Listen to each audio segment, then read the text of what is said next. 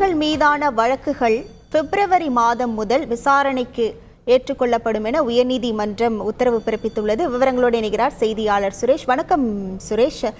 சென்னை உயர்நீதிமன்றம் பிறப்பித்திருக்கக்கூடிய உத்தரவில் பிப்ரவரி மாதம் எந்த தேதிகளில் இந்த விசாரணையானது நடைபெற உள்ளது? மேலும் விவரங்கள் என்ன?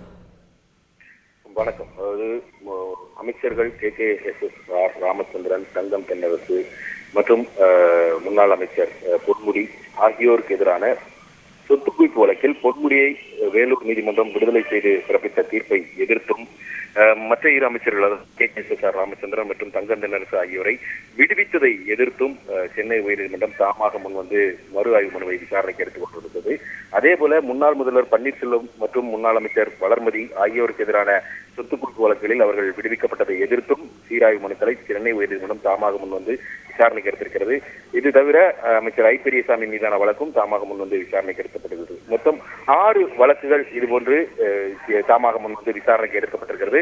இந்த அனைத்து வழக்குகளும் நீதிபதி ஆனந்த் வெங்கடேஷ் முன்பு இன்றைக்கு விசாரணைக்கு வந்தன. அப்போது அமைச்சர்கள் KKSSR ராமச்சந்திரன், தங்கம் தென்னரசு, அப்புறம் முன்னாள் முதல்வர் பன்னீர்செல்வம் மற்றும் முன்னாள் அமைச்சர் வளர்மதி ஆகியோருக்கு எதிரான வழக்குகளை பொறுத்த வரைக்கும் பிப்ரவரி 5ஆம் தேதி முதல் 9ஆம் தேதி வரை தினசரி மாலை 3 மணிக்கு இந்த வழக்குல இறுதி விசாரணை நடத்தப்படும்.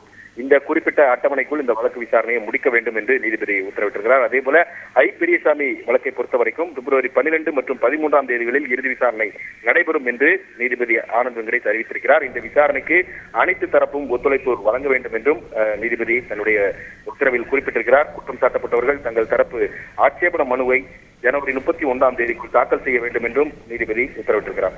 இதே போல அமைச்சர் பொன்முடியை விடுதலை செய்ததை எதிர்த்த தாமாக முன்வந்து விசாரணைக்கு எடுத்த வழக்கை பொறுத்த வரைக்கும் அந்த வழக்கை விழுப்புரம் நீதிமன்றத்திலிருந்து வேலூர் நீதிமன்றத்திற்கு மாற்றுவதற்கு உயர்நீதிமன்றத்திடம் நிர்வாக ரீதியாக கோரிக்கை வைக்கப்பட்டதா என பொன்முடி மற்றும் அவருடைய மனைவி மற்றும் லஞ்ச ஒழிப்புத்துறை தரப்பில் ஜனவரி 30ஆம் தேதிக்குள் விளக்கம் அளிக்க வேண்டும் என்று நீதிபதி ஆனந்த் வெங்கடேஷ் உத்தரவிட்டிருக்கிறார்.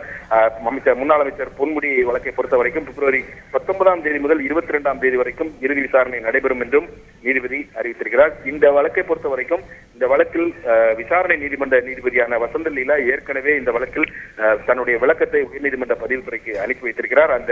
அவர் நேரிலோ அல்லது வழக்கறிஞர் மூலமாகவோ பிப்ரவரி 23ஆம் தேதி தன்னுடைய இறுதி வாதங்களை முன்வைக்கலாம் என்றும் நீதிபதி ஆனந்த் வெங்கடேஷ் அனுமதி அளித்து உத்தரவு பிறப்பித்திருக்கிறார். இந்த வழக்குகள் அனைத்தும் அடுத்த மாதம் இறுதி விசாரணைக்கு எடுத்துக்கொள்ளப்பட இருக்கின்றன என்பது குறிப்பிடத்தக்கது.